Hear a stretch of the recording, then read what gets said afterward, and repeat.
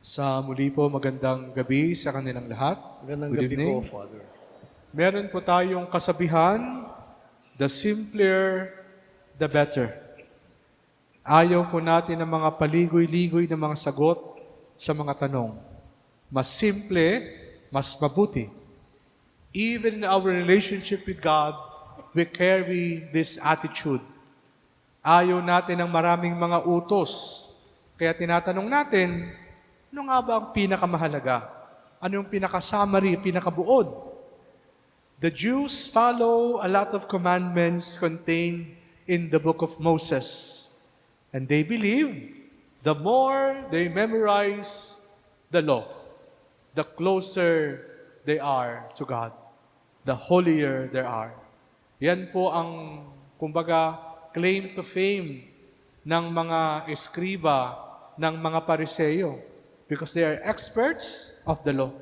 Pakiramdam nila, dahil mas maalam sila sa batas, sila ay mas banal. Sila ay mas malapit sa Panginoon. But as I said earlier, people don't want to complicate things. As much as possible, we want to simplify everything.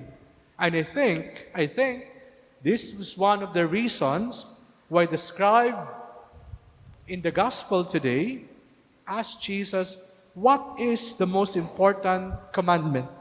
What is the first? Meaning, what is the greatest? Kasi feeling ko, ayon niyang maraming batas na sinusunod. Gusto niyang malaman, ano ba ang pinakamahalaga? At malamang doon lang po siya magfo-focus. And so Jesus gave him the most important commandment. Sabi doon, love God with all your heart. But Jesus did not stop there. He added another one. Love your neighbor as you love yourself. Now, we focus first on the loving of God with all our heart. This phrase appears to be easy to follow. But a deeper look of this commandment reveals how complicated this can be. The commandment says, love God with all your heart. It is easy to say and prove that we love God.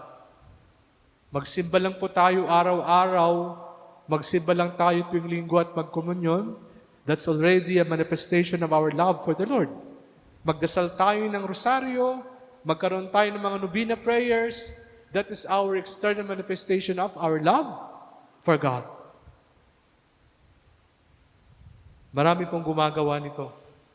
Pero kung babalikan po natin ang sinasabi ni Jesus, parang kulang yata. Kulang yung ating ginagawa. Sabi ni Jesus, hindi lang po mahalin mo ang Diyos. Bagkus anong sabi niya? Mahalin mo ang Diyos ng buong puso. Meron palang qualification. Not just simply to love God, but love God with all your heart, with all your mind, with all your being. Ibig sabihin, mahalin mo ang Diyos ng buong pagkatao. At dito po, marami sa atin ang bumabagsak. Why? Because this commandment is like asking us personally. And what is that question? Is Jesus the top priority of your life? Or is He just one of the many priorities that we have? Ang Diyos ba ang number one sa buhay natin? O baka nasa top 3 lang siya? Hindi siya nasa top 1. Do we always follow the will of God? Or we just do things that will not compromise our comfort zones? Pag mahirap na, teka, magdadalawang isip na tayo.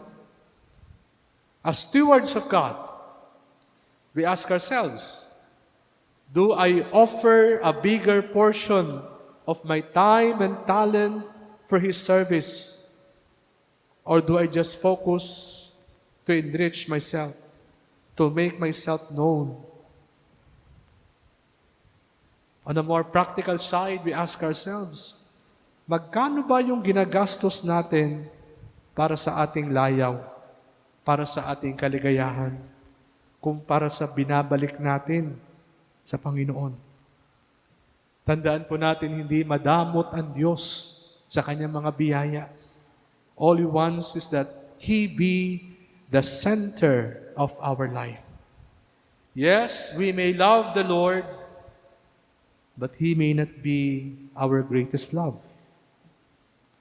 Jesus clearly said it, not just to love the Lord, but to love Him with all our mind and our heart. Meron pong qualification. On to the second answer of Jesus. I think this is an unexpected answer. Why unexpected?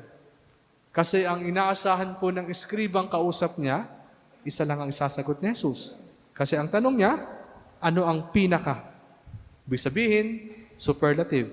At pag superlative, dapat isa lang. Kasi pinakamahalagang utos. But Jesus gave the second answer because for Him, this is almost the same as the first. Parang combo po yan, hindi pwedeng paghiwalayin. Pero ang tanong, bakit kaya ginawa ni Jesus ito? Simple na po ang sagot.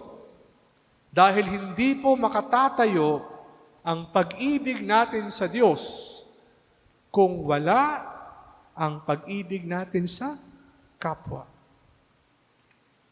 Hindi po makatatayo ang ating pag-ibig sa Diyos kung wala ang ating pag-ibig sa kapwa. The heart is a symbol of love. Ito po yung madalas na ginagamit when we describe love. Puso. At ayon po sa isang scripture scholar, ang puso po ay hindi buo. Ito ay basag, ito ay wasak.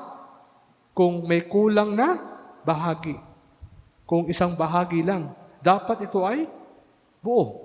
That's why it is not really an authentic love for God without our love for our neighbor.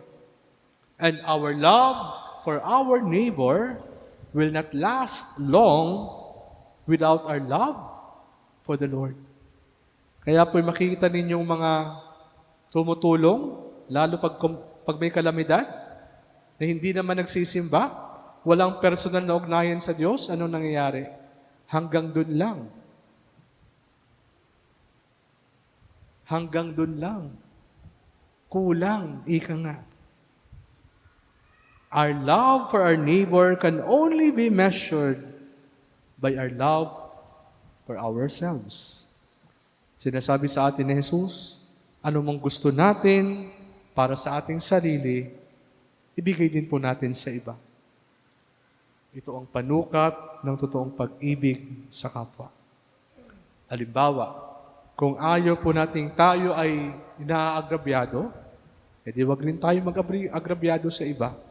Kung gusto nating tayo ay ginagalang at nirerespeto, we learn respect. We learn to respect other people. Let our love for God be expressed in our respect and love for our brethren. May isa pa pong mahalagang tinuturo sa atin ng Ebanghelyo ngayon. Towards the end of the gospel, the scribe said to Jesus, sabi niya, to love the Lord with all our heart and to love our neighbor as we love ourselves is worth more than any burnt offering or sacrifice. And Jesus replied to him, you are not far from the kingdom of God. Now we ask, what is so special with what the scribe said to Jesus? It is worth more than any burnt offering and sacrifice. Anong ibig sabihin nito? Remember, our offerings, these are signs of our worship of God. So to put it plain and simple, the scribe is telling us our offerings to the Lord can only be an acceptable offering if they are accompanied by love. Kung wala pong pag-ibig, wala rin pong halaga ang mga hain mga alay natin sa Panginoon, yung ating mga pagsamba sa Kanya. This is also true, especially when we're going to Mass and the gifts we offer at Mass. These are supposed to be signs of our love and our worship. Pero halimbawa, kung napipilitan ka lang magsimba, kasi sinabi ng asawa o ng nanay at tatay mo, "Oy, magsimba tayo." Kung hindi, wala kang baon.